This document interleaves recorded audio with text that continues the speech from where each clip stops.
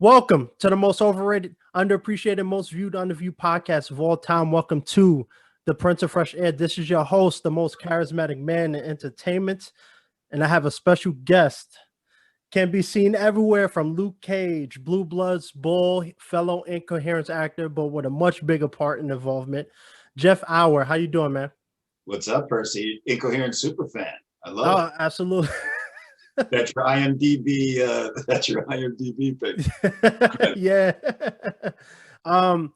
So one of the things, one of the questions I have for you was, for a lot of people who haven't experienced this, to go from the incoherence, and I know you did a lot of stuff before the incoherence, but was there any major difference from going from the incoherence to doing like the Bull and bigger TV shows? Well, I'll tell you, dude. Working on the incoherence made me better, and then I started booking more, having done the incoherence. Like you don't get to. Let's face it, you don't get to act that much. Like you're constantly trying to find ways to act, and you don't get to do it for a little bit if you're not in class. And I've been in class because I have kids, and it's kind of hard. Get a little stale, but being doing that movie for whatever over the 5 months that we did it, like you get a bit of a groove, you start to realize how to work with the camera more, and then right after that I kind of got a little booking streak. It was nice. So just the real difference is the stress of making the movie was insane, but when you get hired for a TV show, it's just you're just so happy to be there. There's no worries. You get all this food in front of you. Yeah. You know what you got to do. Yeah, that's the big difference. But the thrill of doing it is still the same. In both is the same, obviously. Absolutely. I think there's a big misconception with acting. This is going to lead into my next question because I was talking to somebody about this who aren't involved, and people think that acting is so easy. You can just pick up and do it, and you can just book work right out the gate. And I think it's at some point, especially where your level is and where I'm reaching now, it's not as easy. I mean, when you audition for these big TV shows, big movies, there's thousands of people, excluding the celebrities, that are also auditioning for these roles. So a lot of times you're not booking work as much as you want. So it's just constant audition, audition, audition, fail, fail, rejection, rejection. And I don't think people really understand that concept. You got And to have thick skin. Super absolutely. thick skin. You get your ass kicked constantly. Now this is going to lead me to my next question. A lot of people, especially the ones that move to LA, have this idea that Hollywood is all about the lights, the camera, the action, the glamour, the glory. Do you think that's an accurate representation? I mean, it shouldn't be. The more I used to do basement theater. Not basement theater, but like off Broadway theater. I did it for 15 years. And sometimes you'd have a great crowd. Sometimes there'd be two people there. Right. And but you do it for the love of it. And I stopped doing it because I had kids, and I was like, I got it. This is taking up, to do a play for free for 2 or 3 months or for little no money became almost. I'd have to bring my kids into 34th Street, drop them with my wife. She'd bring them back. At that time, they were like 6 and 4, whatever. And then I go to rehearsal. So it was a hustle. But Right. now that I've had a little bit more TV and film success, I'm dying to go back to the theater. Like I'm ready to do it in front of 2 people. I don't care. Like I miss the action. I'm so sick of being home. Like if I would do a 3-week thing for 4 people, I don't even care, and I just want to do it. Absolutely. Just want to do it. And maybe that's I guess I got sidetracked, but I guess that's the difference. I don't really know the LA scene. I really don't know many actors out there. The only actors I know out there are from New York. I have good friends out there that are not in the business or do different things. So, they're obviously a lot more grounded in their life. But maybe that's the difference, because I don't really know the LA scene that much. But that's the rep that they get, right? It's a lot of sort of people are there for the fame and the glory, not for the craft, I guess, or not for the love of it. Yeah, I mean, I'm from New York, born and raised too, and it's By the way, I I was born in the Bronx. My whole family's from the Bronx. oh yeah, that's right. I think we talked about it on the Yeah. incoherence because I was living in the Bronx. My mom still lives there, and like Is that where you grew up? I grew up in Manhattan, and then I Oh, you did? moved to So I basically spent more time in the Bronx, but I still grew up in Manhattan. So What was your neighborhood? I grew up in 103rd Street by 96th Street, right on the west side. Oh, right. Oh, okay. Yeah, And yeah. then in the Bronx, I was living on Kingsbridge, which is about Fordham Road, not even like a 5-minute walk. So Gotcha. yeah, I love New York. I mean, it's nothing better. I think for some people they feel like not everybody, but I might dog LA a lot, but it's only because you know in New York for me, a lot of people who are actors are actually doing it out there, busting tables. Then Right. they're working to get an agent or have an agent. They're constantly working. And then you like for me being out here, it just seems like everybody likes the idea of being an actor, but don't want to do the work to be an actor. And Right. I But there are think, a lot of people hustling out there too, oh yeah, working, absolutely. working But their butts off. it's just majority of the people Right. that I've met so far is Right. just like I want to be rich and famous instead of let's work together. Let's put a reel together, something. Let's collab and get Well, some work done. those are So, the people you avoid, you know? yeah, You absolutely. avoid them, you know? That seems pretty easy. You're a hardworking dude. I'm sure you could avoid those people all the time if you need, you know? It just seems like there's a lot of people hustling out in LA, man. It is. You, It's a very hustling culture. I will give LA that. I mean, people you will got to work find hard in anyway. this business, you know? You got to work. That's like, you know, when I can feel when I slack too much, like, oh crap, you gotta work hard. You gotta figure something else out, you know? Because it's Right. tough. Absolutely. It's tough. Yeah. There's No, very few. Doesn't matter how high up you get. There's very few people that are set. Almost absolutely. everybody else, all sorts of famous people you see on TV are still hustling, still still auditioning, still going for it. You know, it's a grind for Everybody. 99.9. Yeah, really. Other than that little sliver at the top. Yeah. That basically just rolls out of bed and people like, hey, I wrote a role for you in this movie. You want Right. it? So, Did how you has did you act when you were younger? Did you what how old were you when you started? I started acting around, I would say 13, freshman year of high school. Uh, I Uh, went to I went to Performing Arts High School by Columbia University. okay. I don't know. Do you know Epic Theater Ensemble? No. Is No? that a Okay. theater?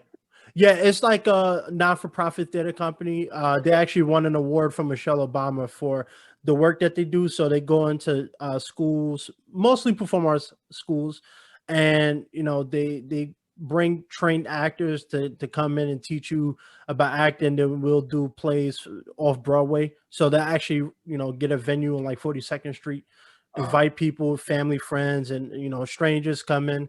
So I started doing that. Then I went to school, college for theater. Um, I got my first experience on the Incoherence, which is why I always talk highly about it because that was like my first experience on the Right. TV and film side because I'm more Right. theater trained. And then yeah, ever since then it's been pretty much TV and film because the acting is so much different. So for me, having been training in theater for so long, it really took me a long time to really understand TV and film acting. I'm still Um, figuring it out. yeah, it's tough. I I mean, feel like with the problem is too, like for me, I overthink it for sure. Like mhm, when you're doing theater, you feel completely free. You know, it's very you can be a little too big and you can like it's not. But there's something about film that sometimes I get it. And some like I had a couple auditions recently for some good stuff, and I knew they weren't great because I was a little out of practice. I didn't feel super comfortable. You know, if it, in with the theater, you can kind of let loose a little bit more. You know. right, But right, you got yeah, also got to figure out a way to do it in front of the camera as well in the audition room, which is not always the easiest thing to do. You know. it's tough. It's a skill. I mean, skill to audition, skill to actually do the craft. I mean, everything involved in this business is a skill, I think the and hardest thing to do is audition. I think like it's sometimes it feels like it goes well, obviously, and sometimes it doesn't. But it's always like you know yeah, because oh, you got to put yourself in a weird place for like 5 minutes. It's not even like a theater rehearsal where you're kind of going at it for an hour or two. You know. right. You got to so yeah, and it all has to just kind of flow. Yeah, oh man, audition is the absolute worst. I mean, fortunately and unfortunately, the pandemic kind of ruined plans for me. But I've to go from auditioning for like student films to auditioning for Netflix and Hulu and these big companies, it's like it's kind of mind blowing. But at the same time, when you get in these casting offices, you feel prepared, and then when you actually do the audition, you like, oh man, I really could have just like focus in. And it's something that even to this day, I've been doing it for 10 years now, at least acting wise. But I've been doing it for 10 years. And there's times where like the audition just don't go the way I envision it. And that's honestly the biggest obstacle. Booking work isn't the hardest. It's actually showing that impression in the first 5 minutes that you Right. have. That's Right. very key. Yeah, you can answer this truthfully. For me, that's one of the biggest reasons why, I've taken classes, I went to school for it, but I realized that at some point the classes really, they'll help you find two certain skills, but I think there's nothing better than getting actual hands-on experience. Right. I've learned more about acting.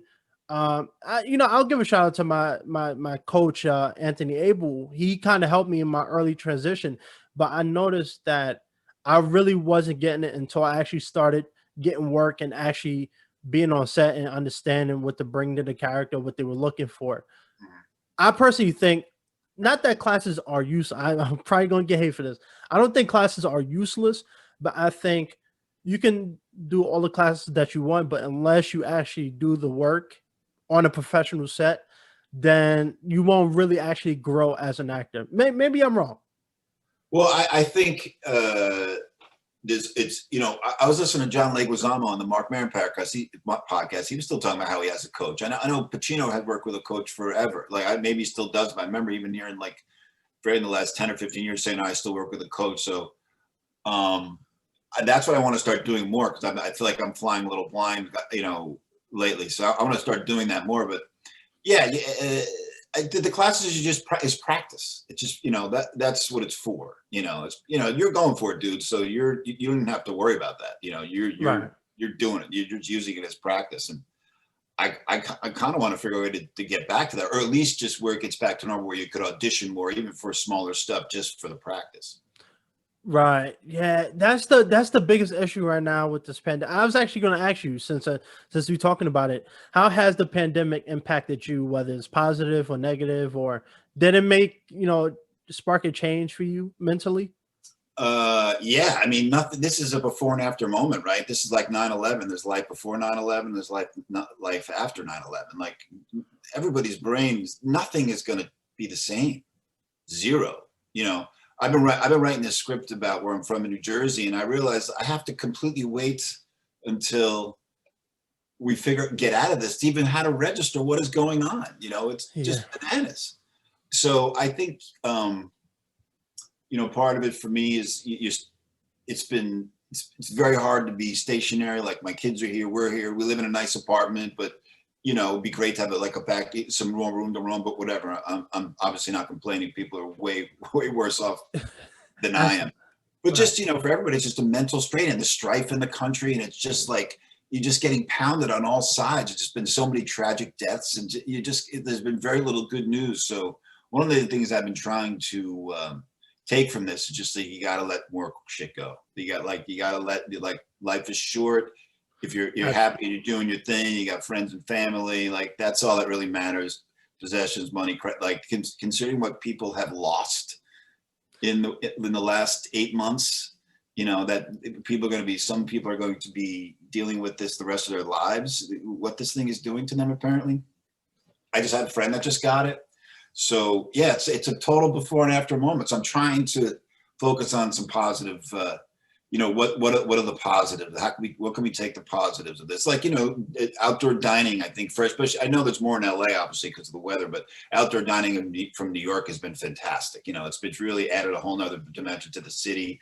Like they figured out things for theater where they want to do more online events for theater. And they're saying, we should have done this before. This is going to be part of the future of theater. Be more people. It'll be more accessible to people. One of my wife's best friends just did a one-man show out of her theater company up in Michigan. Nice. That was on a one-woman show. Excuse me, obviously one-woman show.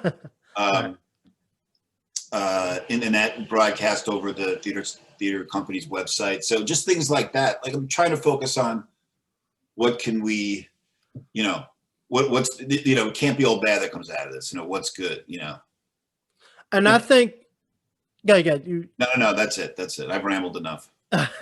I think that's very key, and it's not even just about acting. I think in general, because I was talking about my younger brother about that. He was like, "How have you lost your mind?" And for me, you know, I'm thankful that my agents are still working hard to get me stuff, but I realized that I can't just be sitting around waiting for the next best thing to happen. I can't focus on the negative. So, doing this podcast, doing YouTube, taking care of my health and fitness, that kind of helps me get through this rough time. And I think this is going to bridge us into the controversy topics that we're going to talk about. But I just think there's so much negative energy in this world right now, from politics and from COVID, that it's just spiraling out of control. Now, people think, just a little backstory. I think so. A lot of people, and I'm sure you might agree, that Trump didn't do a good job with COVID. Right? People think that he didn't do it soon enough, he didn't do it quick enough, and stuff like that. But there's still people out here who think COVID is a conspiracy theory. It's a way for the government to take away our rights. They don't want to. They don't want to wear face masks. I see people complaining about Governor Cuomo imposing more restrictions because cases are going up. California the same way. Um, what do you think about Trump's handle on COVID, or do you think COVID is some government cooked up conspiracy? Oh no, it's real. I mean, it's just crazy that anybody would think it's not real. I mean, all you have to do is just watch the videos of the healthcare workers crying, like, please take us seriously. That's all you need to see, Right. And I don't get it. It blows my mind. I was extremely proud of the city. We got destroyed in the beginning. There was definitely some missteps by Cuomo and de Blasio, but we were going to get hammered anyway, because there were so many flights in. Forget about the China ban. There were still planes coming in from China, but all that travels from Europe, all those travels from Europe as well. So, even if you play this thing out perfectly, you still would have got, New York City would have got hammered, Yeah. We really pulled it together. We really went from, like he said, worst to first. And I've been more proud to be a New Yorker lately than ever, just because of that. Everybody pulled together. Obviously not every single, but Yeah, you would but see 85, 95% of people wearing masks, doing what they have to do, and they crushed the curve. And it just, between people getting a little complacent and other people coming in from other states, it was just, they knew it was just bound to go up. So I just don't get it, man. I just, I just don't get it. It's all, it's just delaying us getting back to any sort of normalcy. We really should, if everybody just do what they're supposed to do, right? We should all be able to function. We still have school, go to a restaurant. We're still going to have to be restrictions, but it seems illogical. But we're not all playing with the same set of facts these days. We have to start all agreeing on the same facts, and then we can have a debate about what's the best to do about those facts. But we don't even agree on the facts anymore. It's bonkers.